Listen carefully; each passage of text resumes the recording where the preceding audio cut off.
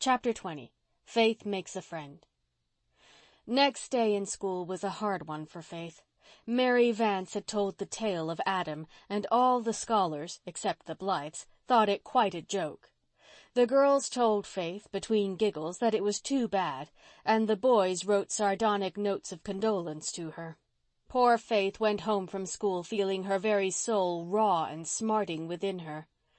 "I'm going over to Ingleside to have a talk with Mrs. Blythe," she sobbed. "She won't laugh at me, as everybody else does.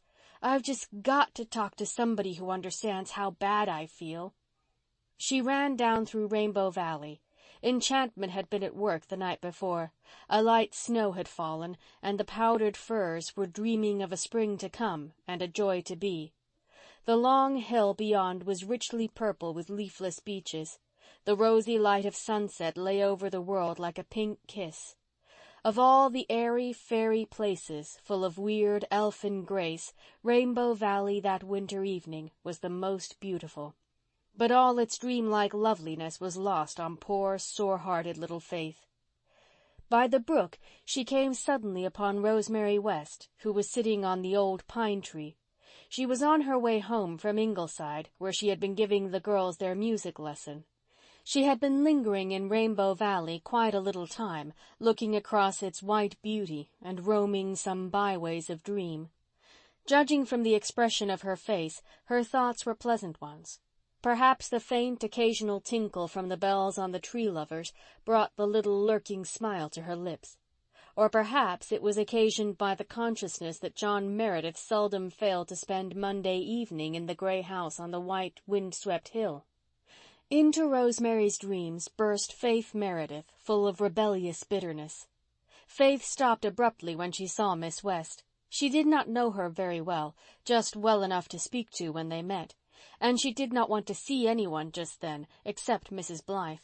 She knew her eyes and nose were red and swollen, and she hated to have a stranger know she had been crying. "Good evening, Miss West," she said uncomfortably. "What is the matter, Faith?" asked Rosemary gently. "Nothing," said Faith rather shortly. "Oh," Rosemary smiled. "You mean nothing you can tell to outsiders, don't you?" Faith looked at Miss West with sudden interest. Here was a person who understood things. And how pretty she was! How golden her hair was under her plumy hat! How pink her cheeks were over her velvet coat! How blue and companionable her eyes were! Faith felt that Miss West could be a lovely friend. If only she were a friend instead of a stranger. I'm going up to tell Mrs. Blythe," said Faith. "She always understands. She never laughs at us. I always talk things over with her. It helps." "Dear girlie, I'm sorry to have to tell you that Mrs. Blythe isn't home," said Miss West sympathetically. "She went to Avonlea today and isn't coming back till the last of the week." Faith's lip quivered. "Then I might as well go home again," she said miserably. "I suppose so. Unless you think you could bring yourself to talk it over with me instead," said Miss Rosemary gently. "It is such a help to talk things over. I know. I don't suppose I can be as good at understanding at Mrs. Blythe, but I promise you that I won't laugh." "You wouldn't laugh outside," hesitated Faith, "but you might inside."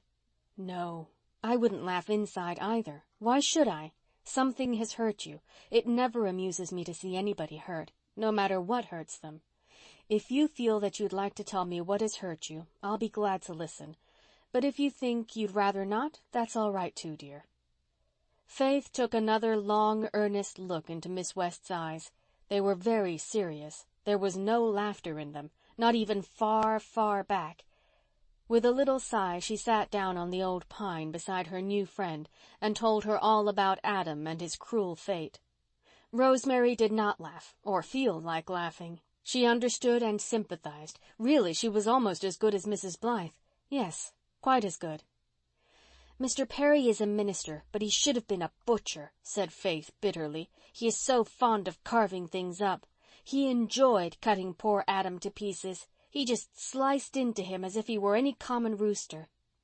"Between you and me, Faith, I don't like Mr. Perry very well myself," said Rosemary, laughing a little, but at Mr. Perry, not at Adam, as Faith clearly understood. "I never did like him. I went to school with him. He was a Glen boy, you know, and he was a most detestable little prig even then. Oh, how we girls used to hate holding his fat, clammy hands in the ring-around games. But we must remember, dear, that he didn't know that Adam had been a pet of yours. He thought he was just a common rooster. We must be just, even when we are terribly hurt." "I suppose so," admitted Faith. "But why does everybody seem to think it funny that I should have loved Adam so much, Miss West? If it had been a horrid old cat, nobody would have thought it queer. When Lottie Warren's kitten had its legs cut off by the binder, everybody was sorry for her. She cried 2 days in school and nobody laughed at her, not even Dan Reese. And all her chums went to the kitten's funeral and helped her bury it, only they couldn't bury its poor little paws with it because they couldn't find them. It was a horrid thing to have happen, of course, but I don't think it was as dreadful as seeing your pet eaten up. Yet everybody laughs at me."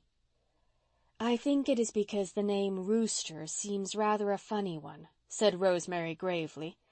"There is something in it that is comical. Now, chicken is different. It doesn't sound so funny to talk of loving a chicken." "Adam was the dearest little chicken, Miss West. He was just a little golden ball. He would run up to me and peck out of my hand. And he was handsome when he grew up, too, white as snow, with such a beautiful curving white tail, though Mary Vance said it was too short. He knew his name and always came when I called him. He was a very intelligent rooster, and Aunt Martha had no right to kill him. He was mine. It wasn't fair, was it, Miss West?" "No, it wasn't," said Rosemary decidedly. "Not a bit fair. I remember I had a pet hen when I was a little girl. She was such a pretty little thing, all golden brown and speckly. I loved her as much as I ever loved any pet. She was never killed. She died of old age. Mother wouldn't have killed her because she was my pet." "If my mother had been living, she wouldn't have let Adam be killed," said Faith. "For that matter, Father wouldn't have either, if he'd been home and known of it. I'm sure he wouldn't, Miss West." "I'm sure, too," said Rosemary. There was a little added flush on her face. She looked rather conscious, but Faith noticed nothing. "Was it very wicked of me not to tell Mr. Perry his coat-tails were scorching?" she asked anxiously. "Oh, terribly wicked," answered Rosemary with dancing eyes. "But I would have been just as naughty, Faith. I wouldn't have told him they were scorching, and I don't believe I would ever have been a bit sorry for my wickedness either." "Una thought I should have told him because he was a minister." "Dearest, if a minister doesn't behave as a gentleman, we are not bound to respect his coat-tails. I know I would have just loved to see Jimmy Perry's coat-tails burning up. It must have been fun." Both laughed, but Faith ended with a bitter little sigh. "Well, anyway, Adam is dead, and I am never going to love anything again." "Don't say that, dear. We miss so much out of life if we don't love. The more we love, the richer life is, even if it is only some little furry or feathery pet. Would you like a canary, Faith? A little golden bit of a canary? If you would, I'll give you one. We have 2 up home." "Oh, I would like that," cried Faith. "I love birds. Only, would Aunt Martha's cat eat it? It's so tragic to have your pets eaten. I don't think I could endure it a second time." "If you hang the cage far enough from the wall, I don't think the cat could harm it. I'll tell you just how to take care of it, and I'll bring it to Ingleside for you next time I come down." To herself, Rosemary was thinking, "It will give every gossip in the Glen something to think of, but I will not care. I want to comfort this poor little heart." Faith was comforted. Sympathy and understanding were very sweet. She and Miss Rosemary sat on the old pine until the twilight crept softly down over the White Valley and the evening star shone over the gray maple grove. Faith told Rosemary all her small history and hopes, her likes and dislikes, the ins and outs of life at the manse, the ups and downs of school society. Finally they parted, firm friends.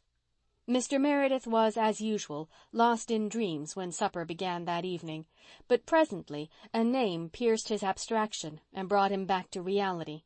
Faith was telling Una of her meeting with Rosemary. "She is just lovely, I think," said Faith. "Just as nice as Mrs. Blythe, but different. I felt as if I wanted to hug her. She did hug me, Such a nice velvety hug. And she called me dearest. It thrilled me. I could tell her anything." "So you liked Miss West, Faith?" Mr. Meredith asked with a rather odd intonation. "I love her," cried Faith. "Ah," said Mr. Meredith. "Ah." End of chapter 20.